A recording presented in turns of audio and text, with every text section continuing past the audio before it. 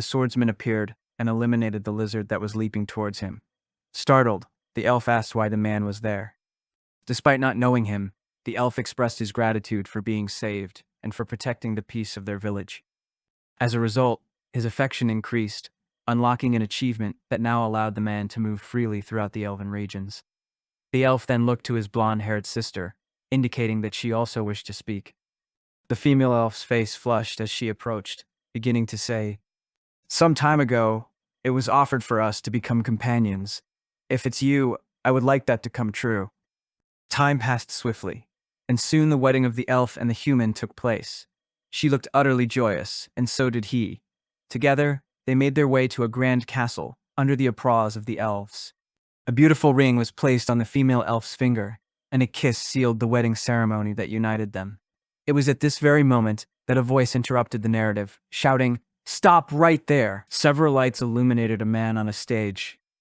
I spent many hours agonizing to show that Ares is not a simple game. All characters are equipped with artificial intelligence.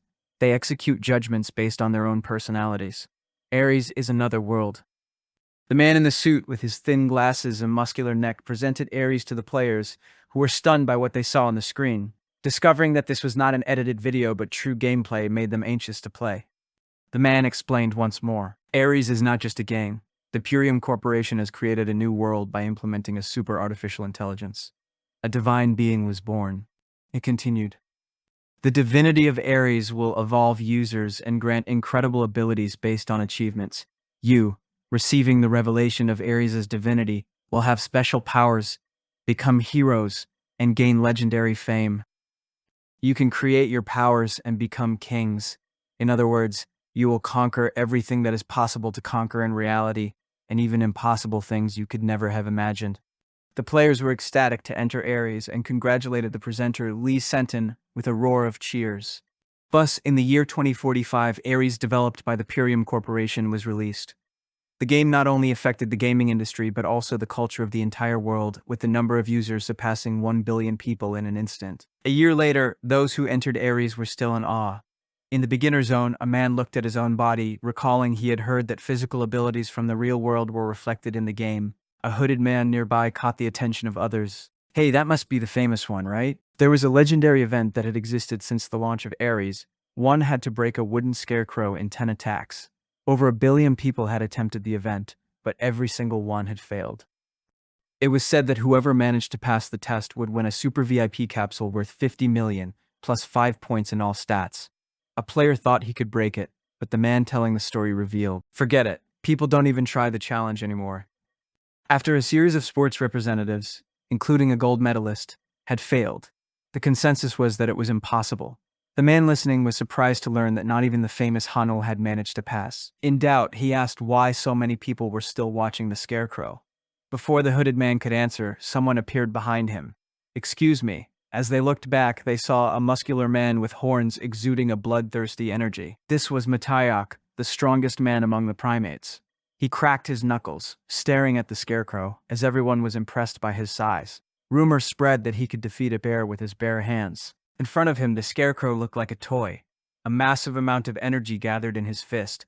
Anxious for the 50 million won capsule, Mataiak's first punch landed on the wooden scarecrow, shaking it violently. Seeing it sway, many believed that today the challenge would finally be conquered. A man with a shabby beard asked, "What do you think?" A woman analyzing the images next to him hoped Mataiak would succeed. She believed that if he failed after Hanul had also failed, a great confusion could erupt. An impossible mission, created by the developers just to attract attention. She could already imagine the complaints about Ares recruiting players just for money. The man next to her figured they would need to intervene with the system after the inevitable failure, but he was worried about whether the CEO would accept such a thing. She knew they would have to complain to the team leader. After sweating from the effort, Mataiak complained, "This is unbelievable," and fell to his knees in frustration. The duo from the Purium Corporation knew they were in trouble now. They quickly tried to leave before they received calls from complaining players, but suddenly someone shouted, "A new challenger has appeared!" The man trying to flee looked back. So what? Does he look like someone who will succeed? In front of the scarecrow stood a thin young man with a sword wrapped in cloth. The analyst could see he wore common clothes, but his weapon seemed to have been obtained from the game store, something many players had already tried. Despite having no confidence in him, they watched while the supervisor went to get dinner. However, the sound of the young man's attack caught their attention. They turned around upon hearing the noise and saw something incredible had happened. A large hole had appeared in the body of the wooden scarecrow. In an instant, a world message was sent to the player. Congratulations, you are the first user to successfully destroy the wooden scarecrow. He received 5 points in all stats plus 200 fame points. The supervisor dropped the coffee he was about to drink in surprise. Who is this person? What kind of abilities does he have? The analyst, however, thought he was just a common person. The supervisor suddenly realized something. That sword! Analyze what rank it is! Quickly, the analyst accessed the player's information and was surprised by the very strange result. The supervisor and team leader shouted, "Of course it is! But it's true. It's an epic rank sword." The supervisor sweated coldly, still incredulous. He wondered who that young man was to obtain such an item and what his true identity could be. A hammer constantly struck hot metal, coupled with a fire that could steal every drop of sweat from a person's body. The sound of hammers echoed. In front of the forge, a young man approached his father, watching him work. The young man, with a body forged by hammer and fire, became emotional. "Father, you're back." He hugged his father, vowing to protect him. His father, however, replied, "Son, it's still so hot here." The young man saw flames rise around his father, consuming him. He screamed, begging his father to get out of the fire, but nothing could save him. The young man woke up abruptly, crying because of the nightmare.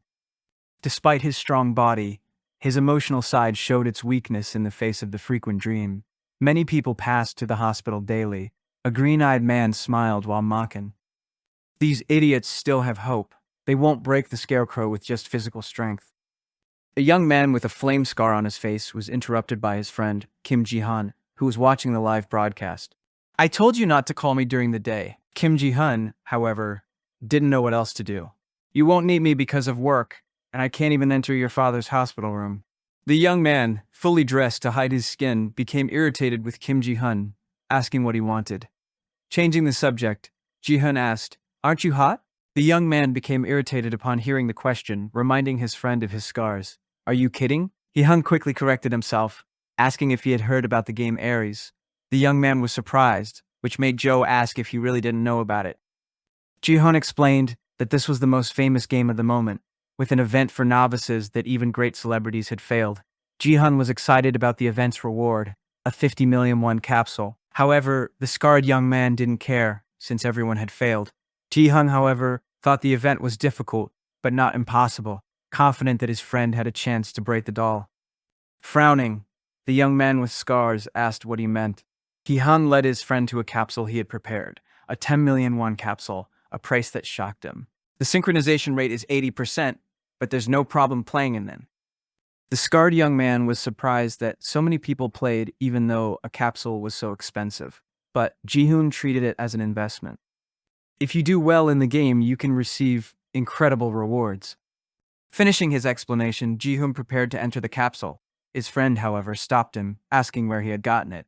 Ji-hun questioned, "Is that important? You should actually be wondering what you could do with it." The young man from the hospital doubted he could get anything with the capsule, treating the idea as madness. Tapping on the capsule, Kim Ji-hun confidently stated, "This is an investment, I'm telling you." The young man contested the idea, but the rich young man was confident. In Ares, the blacksmith class exists. What do you think? Isn't that amazing? Ji-hun stretched out his hand, pointing at his friend. "Kang Hyun-soo, who are you? You are the son of the most renowned blacksmith in the world. You are his successor. What is a wooden scarecrow in the face of your abilities?" Kang Hyun-soo fell silent. He then took off his hat. "I kept wondering what you were talking about. My appearance. Since the accident, I've never even shown you, have I?" Showing the wounds on his face and even the lack of hair due to the burns, Kang Hyun-soo stated to his friend in a passive voice, "Honestly, I'm not in a state where I'm interested in anything." Days ago, Kang Hyun-soo had faced a tragedy. Fire had spread throughout the house where he found his father unconscious under rubble. He ran to save him, using his own body to lift the weight off his father and rescuing him amid sweat and tears. That accident took everything from him.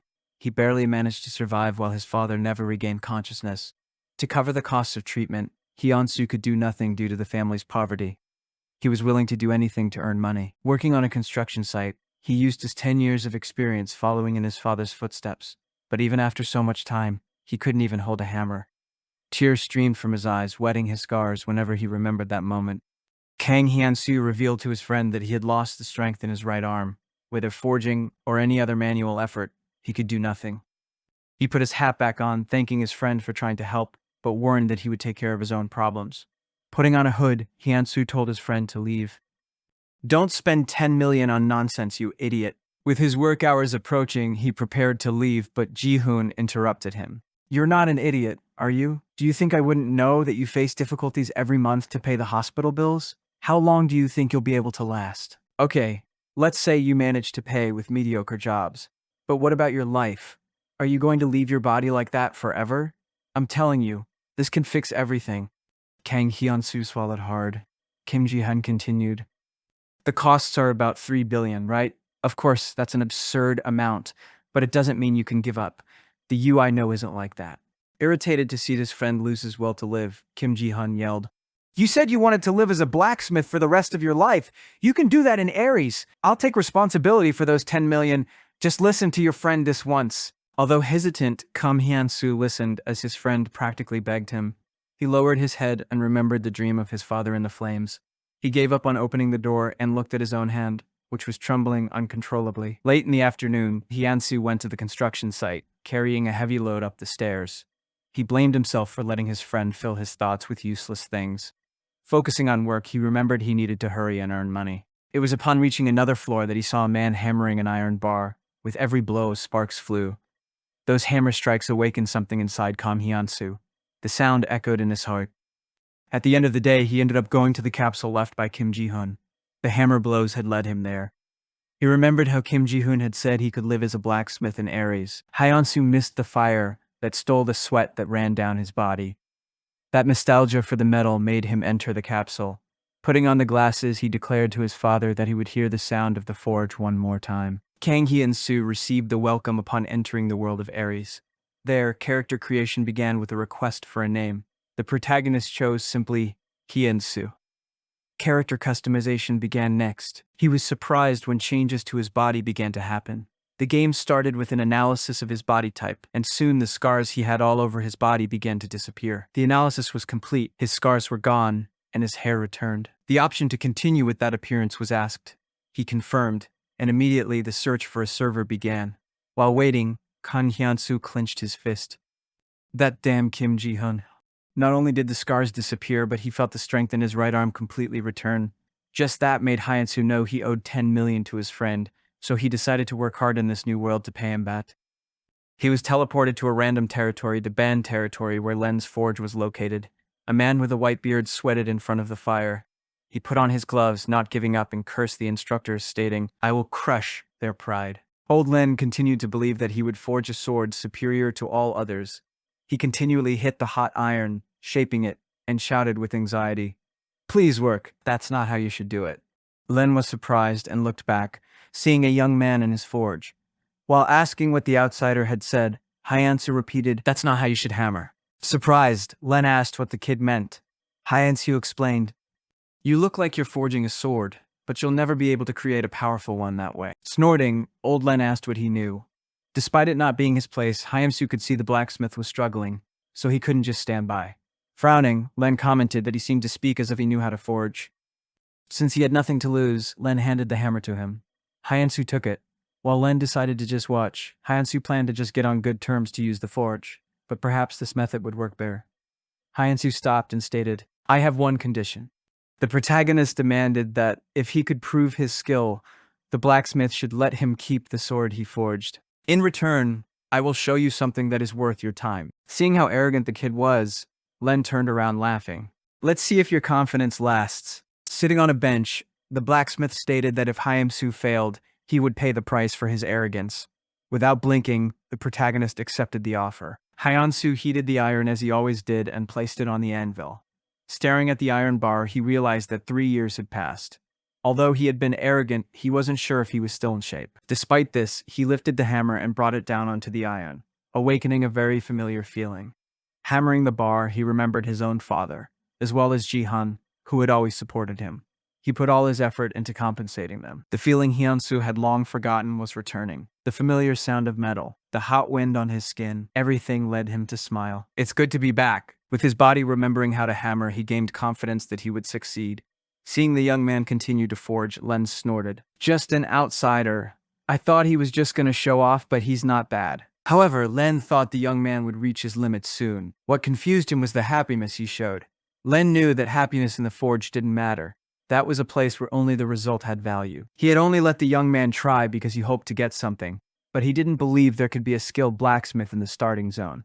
While wondering if he wasn't wasting time, he was surprised. The young man had hammered the iron bar until it bent with the contour of the anvil. As soon as he turned the piece, forming a double layer, Hyunsu continued to hammer. He reheated the iron while persisting. Len realized that this could be a way to increase the strength of the metal while removing impurities, and wondered why he had never thought of that. Curious, he tried to verify if the technique was really working. He activated a skill that verified the rank of the items, and discovered that the iron bar, originally rank D, had risen to rank C. Len quickly stood up, incredulous. He had never managed to do it so quickly. He realized that the young man was not bluffing. Seeing him go back to hammering, Len couldn't believe he could raise the rank again.